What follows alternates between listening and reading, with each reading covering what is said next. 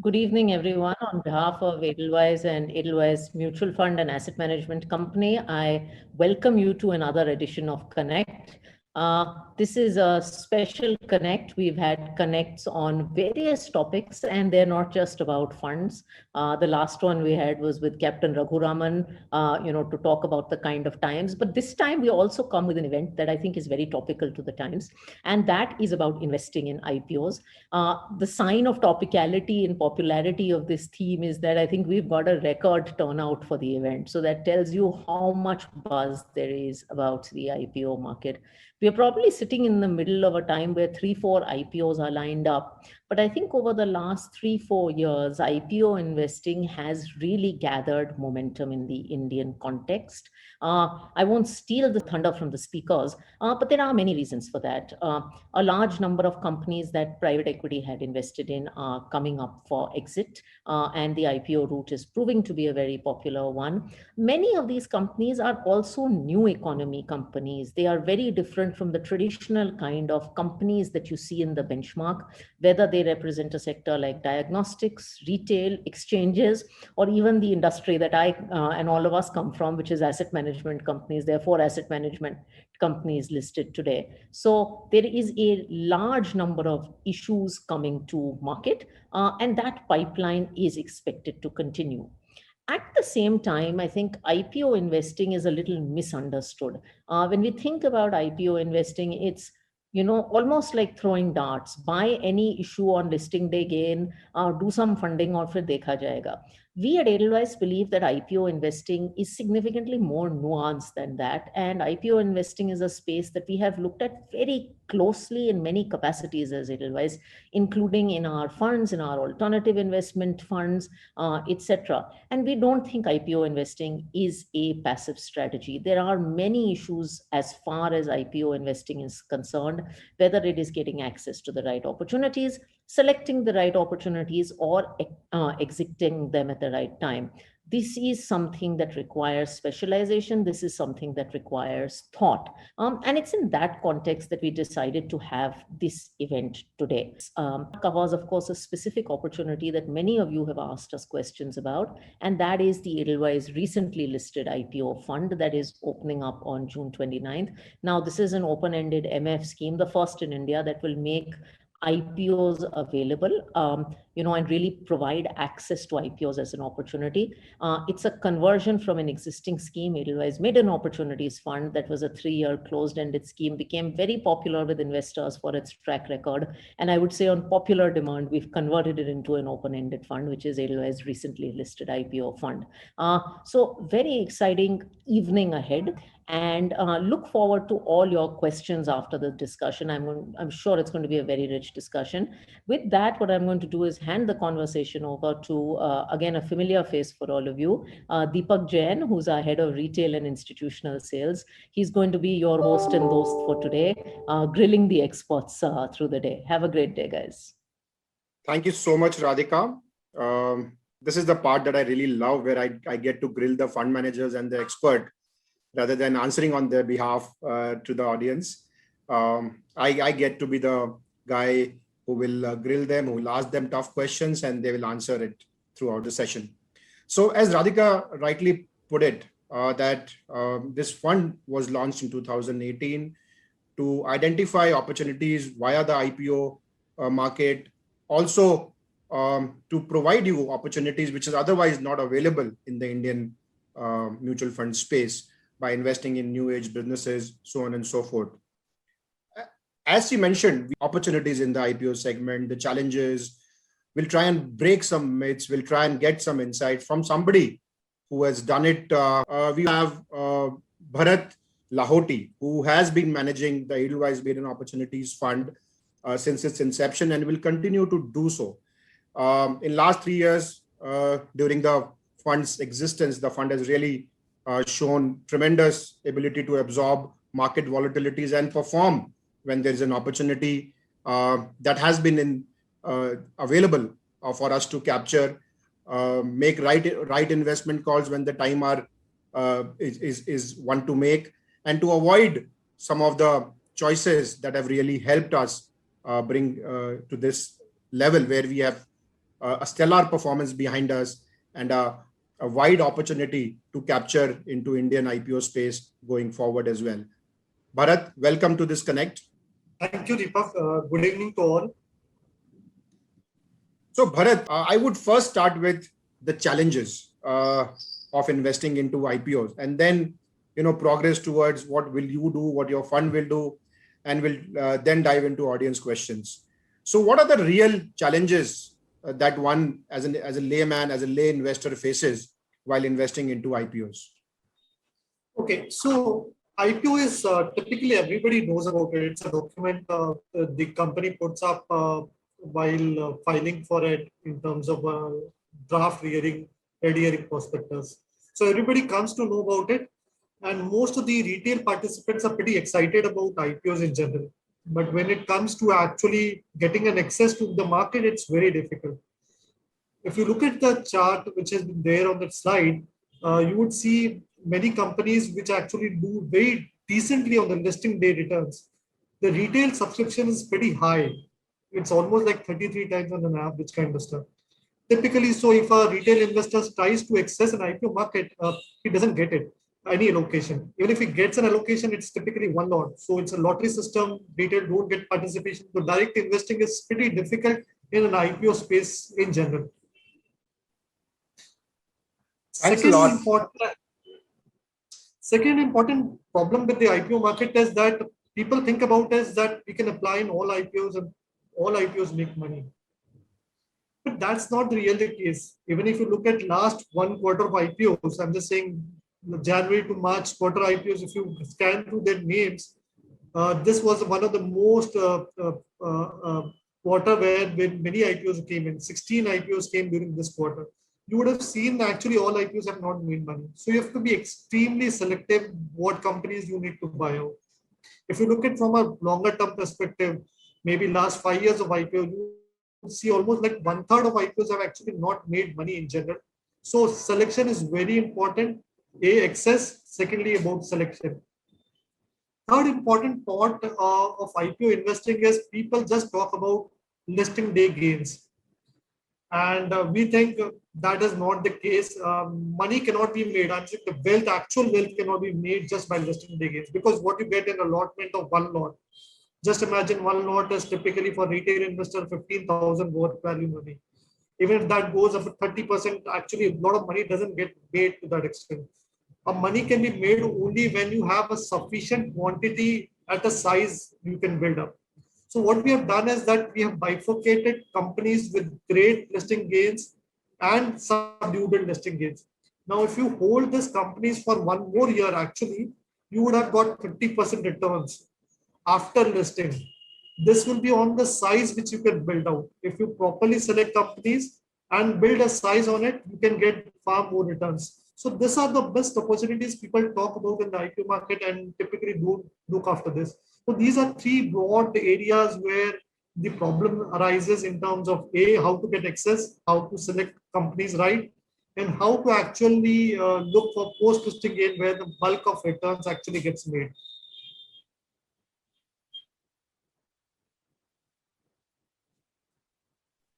Thanks a lot, Bharat. This is very well explained in terms of challenges that are there in terms of in the face of investors.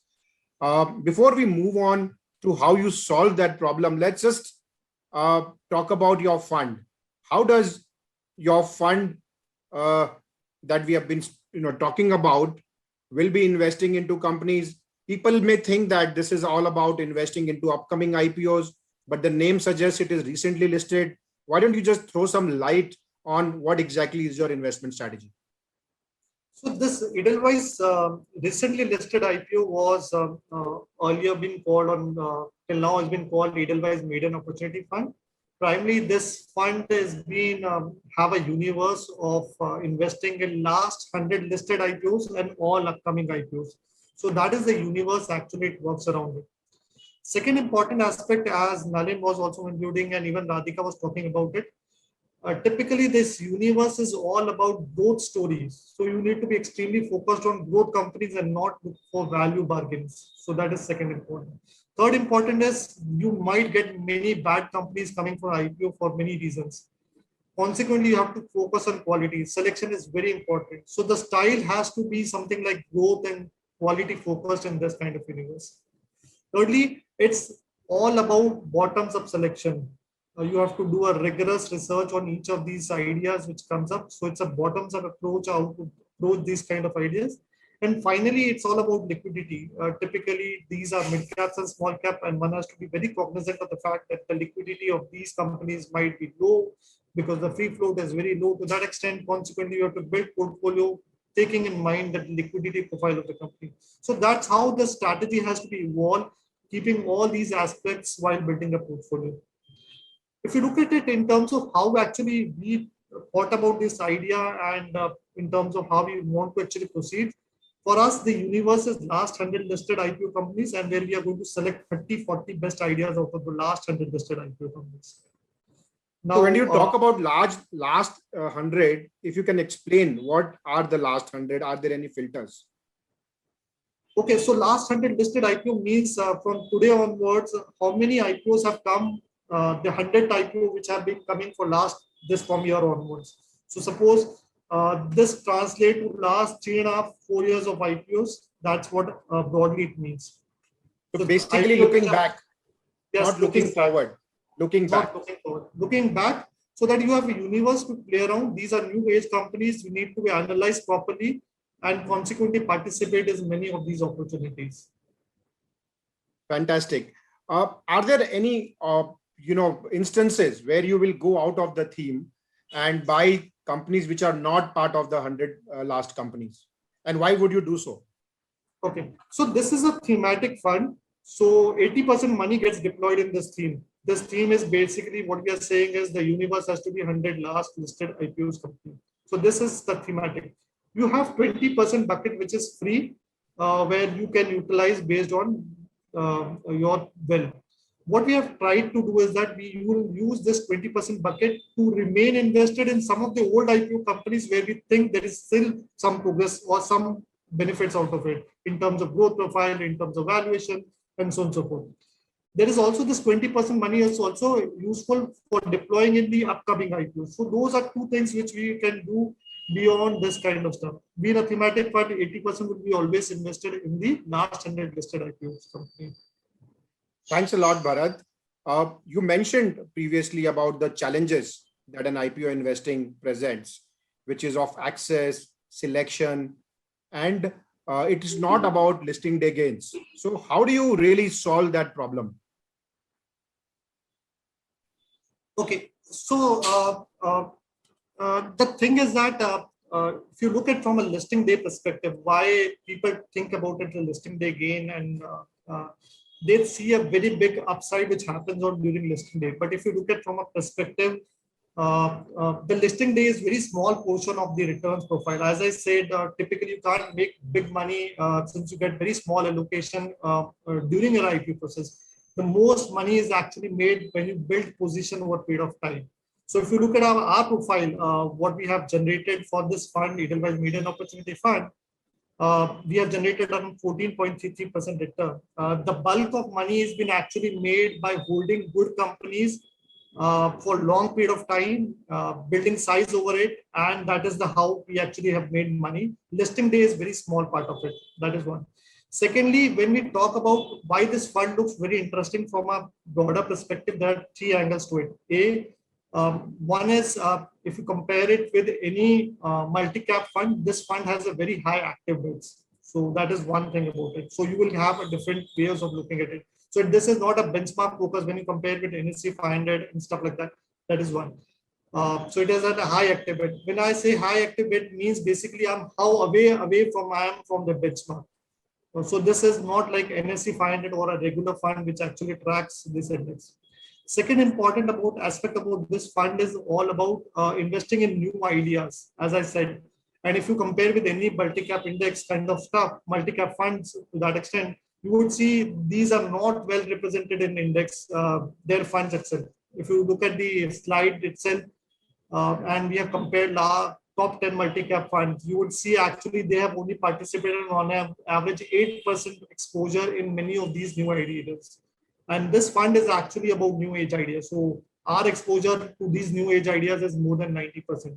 So that is the second important thing. And third is about diversification benefit. For an investor, somebody buying from multi-cap 1 to multi-cap 2 or multi-cap 3, this fund actually provides a great diversification benefit for an investor. Consequently, this looks very interesting from that perspective. If you look at from, yeah, please go ahead. Please go ahead.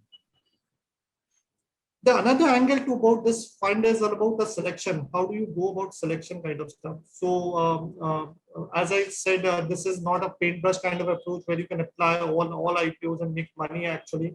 So the selection plays very important role in it. And this slide actually shows how the selection has worked for this fund from that perspective.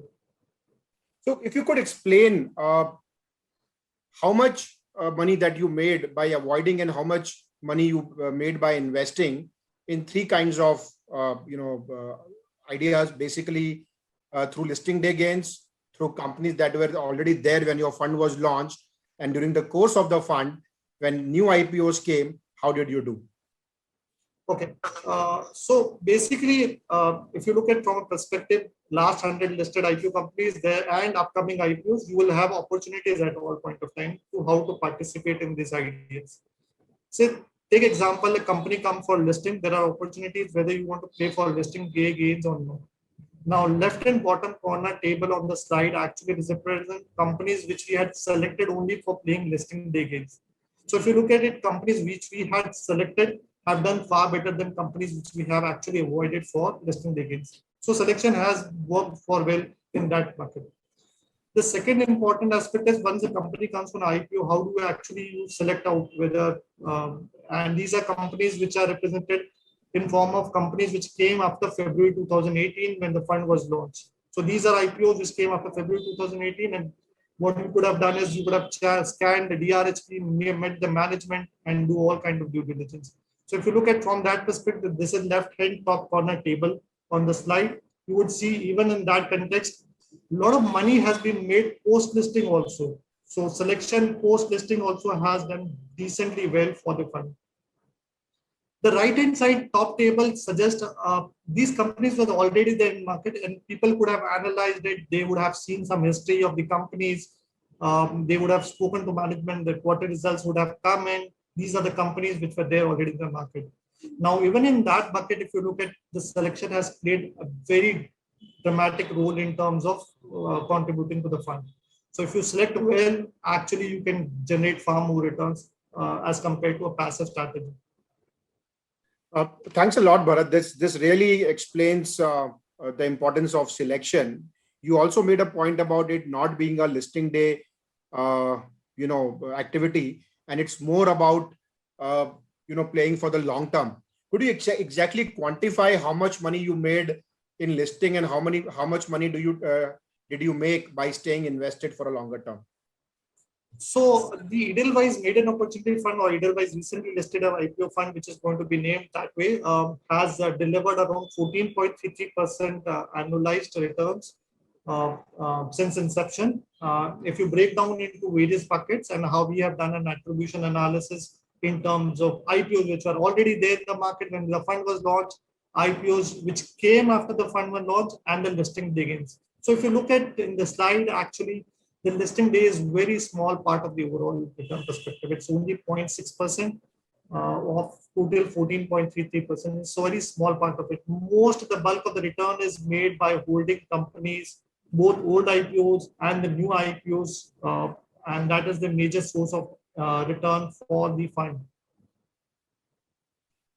Thanks a lot, Bharat. During the course of your discussion, you mentioned how active your bets have been in the IPO market compared to the multi-cap funds. Also, most of the stocks in this space have been mid-cap and small-cap oriented. So it's important to understand whether by investing in the IPO fund, have you been able to beat some of these mid-cap funds or multi-cap indices? If you could explain that, have you done it or not? Okay, so Edelweiss Maiden Opportunity Fund was launched in February 18. And if you look at performance since inception, and if you compare with any set of indices, whether it's NSE 500 or mid-cap, small-cap indexes, or even a open-ended mid-cap fund or open-ended multi-cap fund, we have done decently well, relatively well from that perspective. Even if you look at it as on a silo basis, on a calendar year basis kind of stuff, you would see actually this fund has done decently well as compared to the rest of the indices and open-ended funds. So this fund or the strategy has worked well over last 3 years kind of stuff, where we have seen ups and downs in mid-cap and small-cap space, along with a bull and bear market kind of scenario. So this strategy has worked across time period to that extent in the small cycle what we have seen in last 3 years. We see that we haven't compared this with Nifty 50. Of course, that's a large cap index. But would you like it to be compared with that index, or you think that there is a better index to be compared with? If you can talk about the future benchmark also and how it is being constructed. Okay, so this Edelweiss Maiden Opportunity Fund, if you look at from a perspective, and IPO in general perspectives are mid caps and small cap investing. You have to understand from that perspective, because whenever IPO comes in, typically IPO would be a mid cap or small cap, and eventually it graduates itself to become a large cap company and make bigger mid cap kind of company. So that's how we have to look at it. So IPO investing is about mid caps and small cap, and the right matrix will not be a Nifty 50 to compare from that perspective. There will be times when mid caps and small cap will not do well as compared to Nifty, and there will be times Nifty would be not doing well as compared to mid cap and small cap. So you have to look at right matrix, and consequently we have looked performance vis-a-vis right matrix to that end. Second important aspect about this is on the mid cap and small cap investing is although the IPO stock tend to remain these kind of stuff. When you have to understand from a perspective, the mid caps and small cap is the flavor of the IPO season. So that is where somebody should look at it.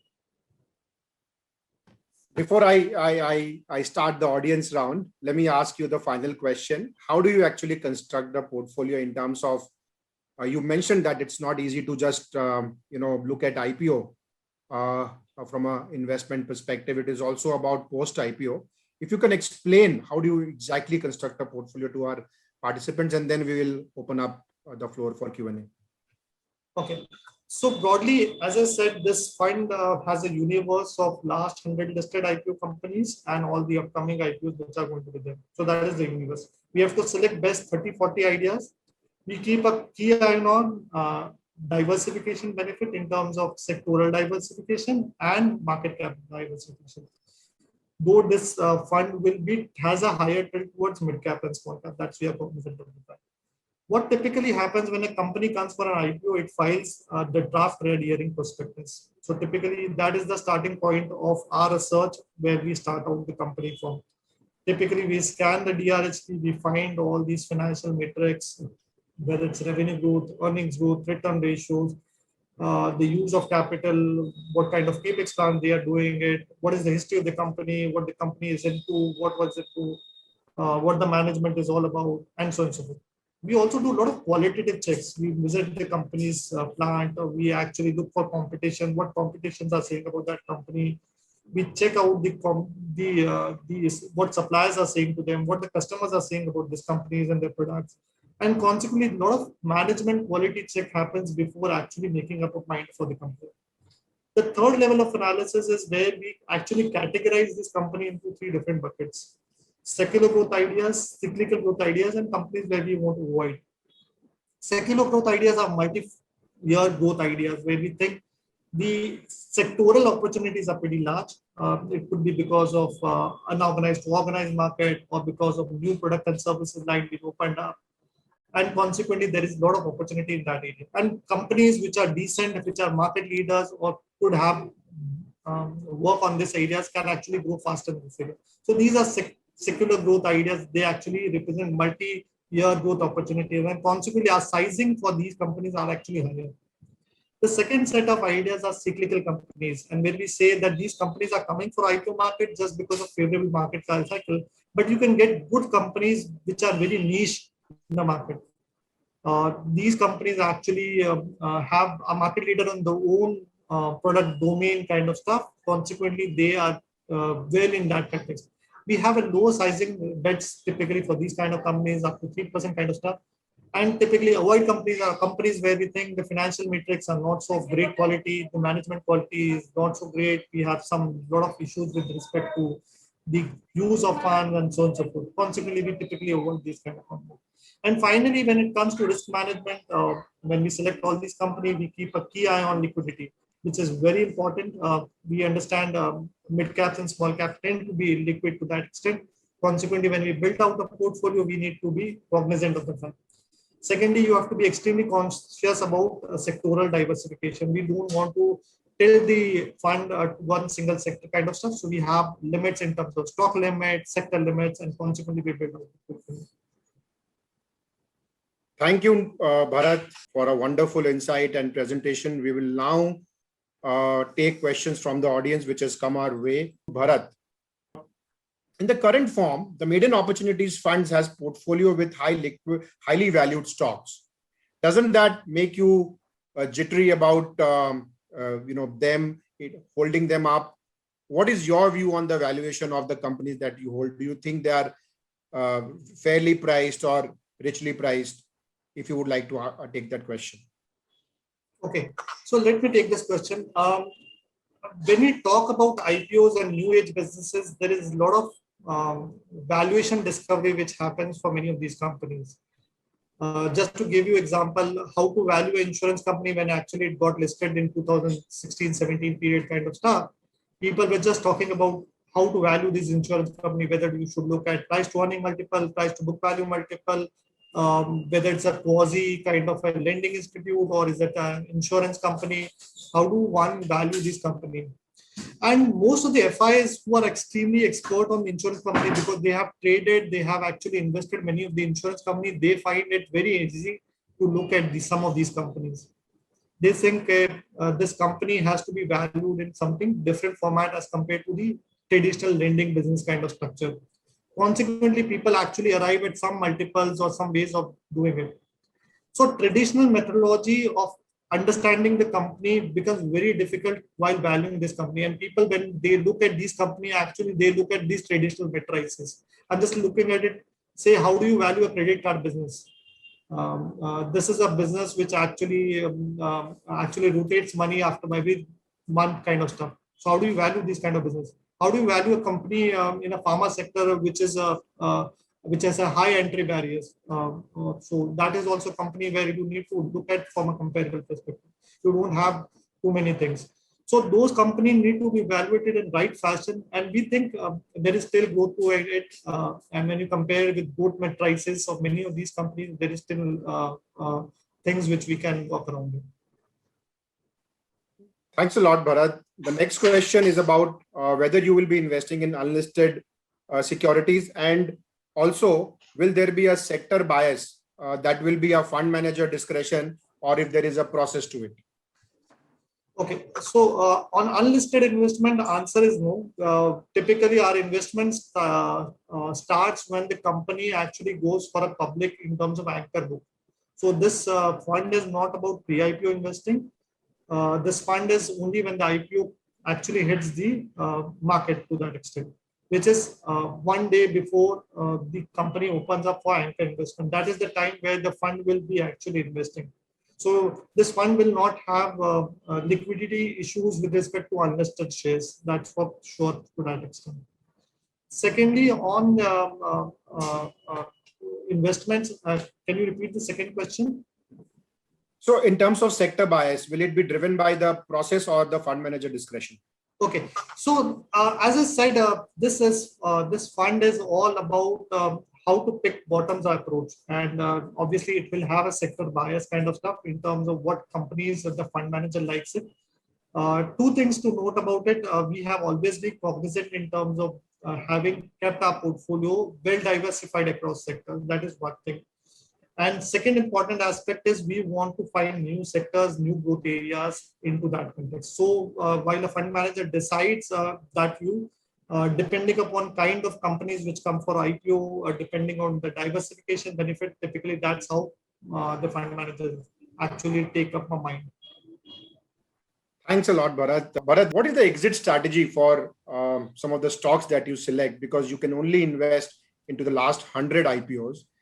And the follow-up question, on the same is that if you like a stock and you think that the story hasn't really completely played out, especially in the short to medium term, how do you deal with that situation, given the very narrow range of definition that you have in terms of it being only 100 companies that you can choose from? Okay. So in terms of exit strategy for many of these companies, typically whenever the company comes for IPO, we tend to evaluate and consequently build position gradually over period of time. It doesn't happen on the first day on the IPO day. Typically we build our position. We build our position gradually post listing. Also we buy shares depending upon the quality of the company. So as and when the company announces results, whether the plans are on track or not, whether the economic environment has changed or not, for these companies, typically we evaluate and consequently we take a feedback mechanism in terms of how to look beyond this from here on. So whenever this company falters on any of the matrices which we track for these companies, we typically say that this is the time we need to exit out of these companies. So that's how the exit strategy works. Now, there are times where we think there are companies still have a lot of potential to it. But just because there are many IPOs which have come in, consequently that companies actually go out of the universe. So what we typically do is that we still have 20% bucket. As I said, this is thematic fund. 80% money remain invested in last 100 listed IPOs. We have still 20% of money which we can remain invested in many of these IPO companies where we think there is still potential to it. Consequently, we actually hold these companies in that bucket and we play for that full benefits of the companies to play out for the fund. Thanks a lot, Bharat. The next question is about it. At which stage of IPO that the fund gets involved itself in?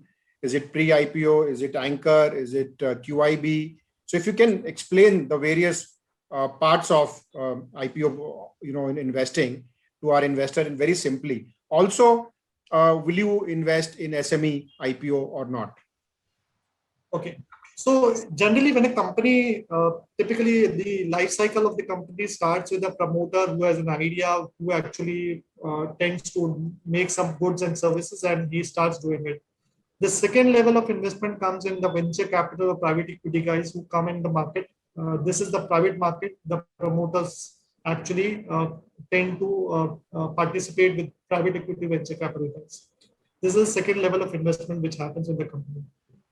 The third level of investment which happens again in a private domain is the pre-IPO funds, where the private equity venture capital sells some of the stake, some of the promoter actually sell the stake, and that is the pre-IPO stage. Most of the pre-IPO funds actually operate in this stage.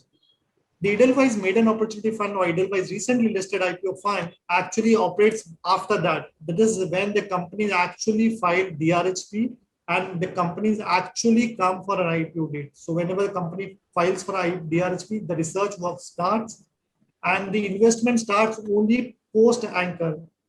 There are three levels where we actually start investing in the company. One is in the anchor book. Second is in the main book or the QIB section of the main book. And third is the post listing. After listing, if the stock remains attractive at these levels, we typically tend to participate. There are times where actually we have participated in stock even after a month or maybe after 6 months kind of stuff, where the stock have actually come at our valuation comfort to that extent. So those are three areas actually where we participate in. So it's mostly anchor, QIB, and then post listing you participate. There is no participation in the SME. There is no participation in the pre-IPO stage. Thanks a lot for clarifying that, Bharat. Yes. Bharat, we have spoken about the great things that we have done in this fund in the last 3.5 years.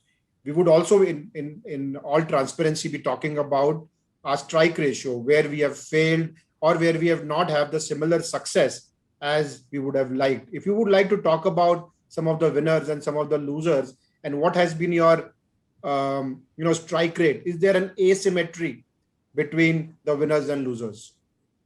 So if you look at from a perspective of our winner to loser ratio, and obviously there would be some losers, every fund will have some laggards in the portfolio.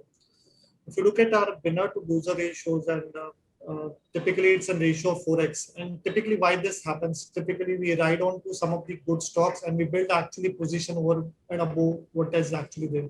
So whenever we get more and more conviction level on each of these stocks, we typically tend to increase position. And wherever the conviction level actually suppresses, we actually reduce our position. Consequently, if you look at from a multiple perspective, it's like a 4x, where the winners have actually contributed 4 times more than a loser to that extent. So for every 100 rupees what we make, actually we lose 25, we make more than 75 kind of stuff to that extent. Thanks a lot, Bharat. You spoke about selection being a very important criteria. Can you talk to us about how many IPOs did you see in your tenure of this fund? How many you avoided? How many you participated? How many you exited? If you can throw some light over on those data. So if you look at it over last 3 years, and I'm just saying this IPO has been launched in February 18. So we had like 147 companies to scan around. This was the universe which I could have played around. We actually participated only in 53. So it's like 1/3 where we have participation rate. So for every 3 IPOs which come in, actually participated in only 1. So it's a very selective process to that extent. Secondly, in terms of how many exits actually I've made out of this 53, actually it's only 15. So if you look at from a perspective, the turnover is very low. It's only 1/3 even that scenario. That we have sold only 15 companies out of it. So that is the perspective. This fund is all about long-term orientation. If you look at my average holding period for many of these stocks, is actually more than 2 years kind of stuff. So this is a long-term orientation fund which has a great selection kind of approach. Thanks a lot. Thanks a lot, everyone, for participating in this Edelweiss Connect. What I will do is in few lines, I will summarize the fund and talk about the features of the fund. The fund will invest in last 100 IPOs with a minimum issuance size of 100 crores. This 100 companies is not a figment of our imagination. During the previous avatar of the fund, during the closed-ended avatar of the fund was investing in last 3 to 4 years.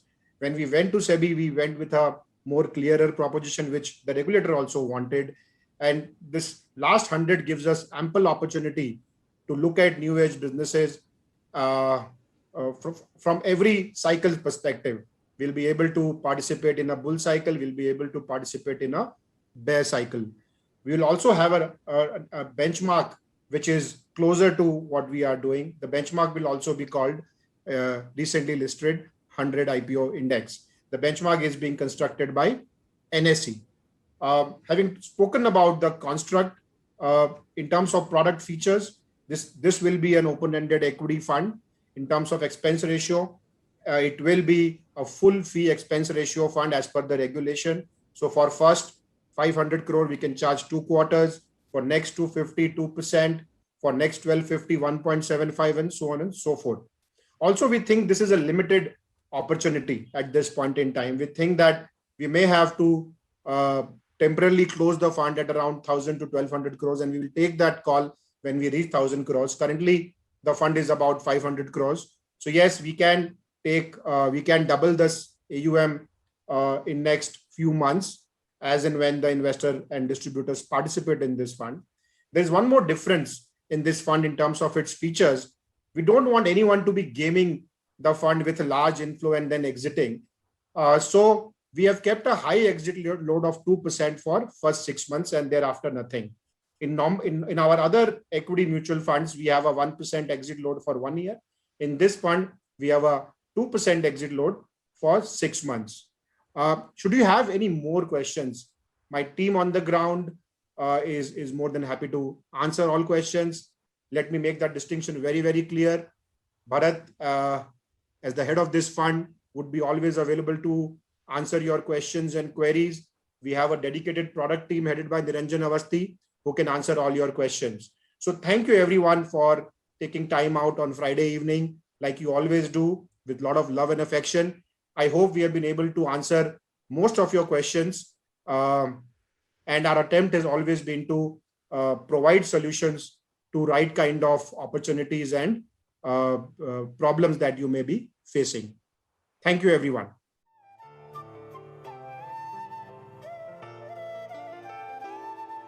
Mutual fund investments are subject to market risks. Read all scheme-related documents carefully.